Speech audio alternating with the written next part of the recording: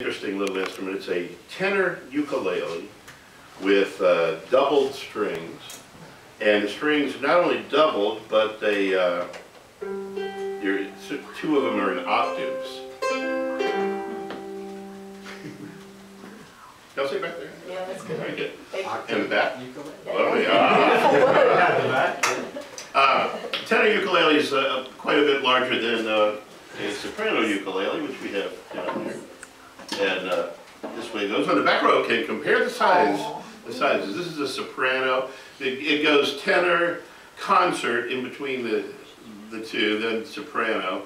And then on this side, to the right, would be the baritone ukulele, which is like the first four strings of the guitar. So are we safe there? Okay. The ukulele is an interesting instrument. It comes from, where does it come from, folks? Portsmouth. Portsmouth. Oh, Portugal, right. Portugal. Absolutely. I thought you said Portsmouth. Yeah, that's where I come from. And some of them do come from Portsmouth. This one passed through Portsmouth several times. But it's an instrument that arrived in Hawaii from Portugal. Portuguese sailor playing it. Seemed to be playing it in this style, and the Hawaiian people thought his fingers looked like dancing fleas.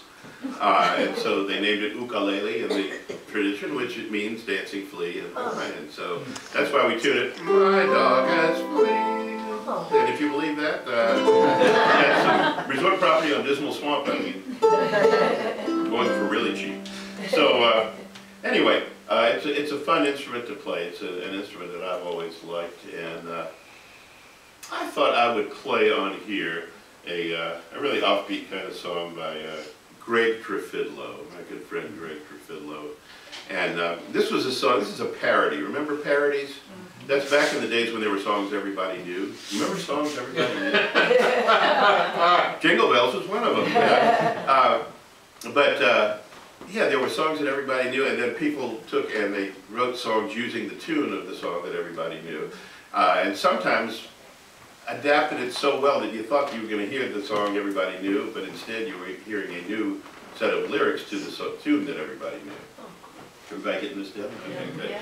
So, in any case, this is one of the original songs to this one. It was one that I loved, and the moment I heard it on the radio, I thought, this is my kind of song. I gotta go and get the music for this. Gotta learn this song, because it had well, it had several things. It had 3 chords in it, and that meant a lot to my heart. It had a chorus in it, which meant that I could request that people join me in singing it, and it had a moral to it, and it also had a young man learning the information on the highways of life from an older mentor.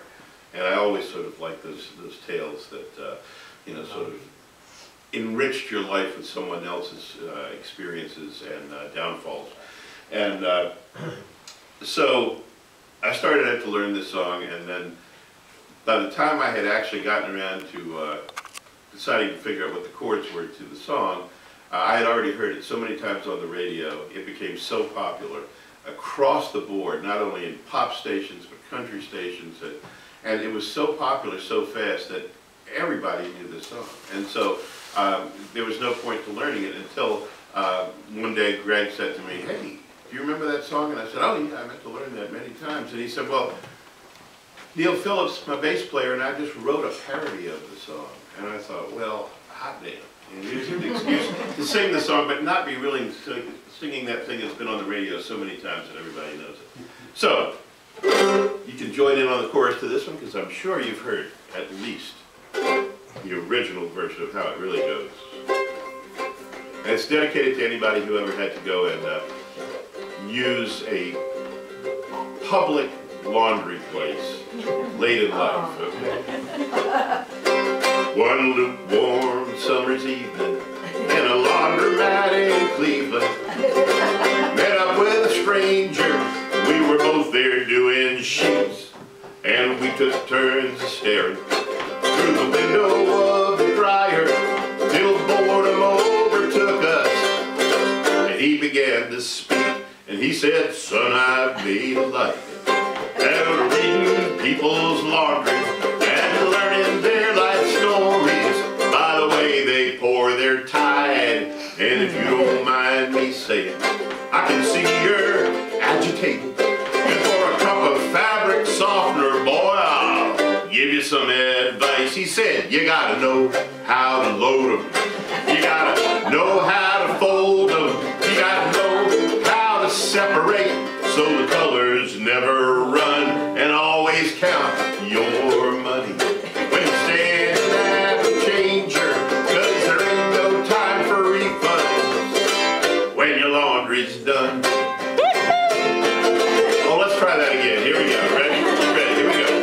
You gotta know how to load, how to fold, know how to separate, know how to separate so the colors never run, and always count your money when you're standing at the changer, 'cause there ain't no time for refunds when your laundry's done. Well, I handed him my Downy, and he used up my last capful. Then he bumped the static sheet and an extra hanger too, and his face grew white as white. His eyes looked unattended. He said, when it comes to love and socks, boy, the magic number's 2, and you gotta know how to load. You gotta know how to fold them. You gotta know how to separate so the colors never run, and always count your money when you stand at the changer, 'cause there ain't no time for refunds when your laundry's done. Well, when I finished speaking, the dryer started squeaking. He read a People magazine, then tumbled off the snooze, and before the load was done, his pilot light extinguished. His sacred words of cheer brought him all cheer, all that he could use.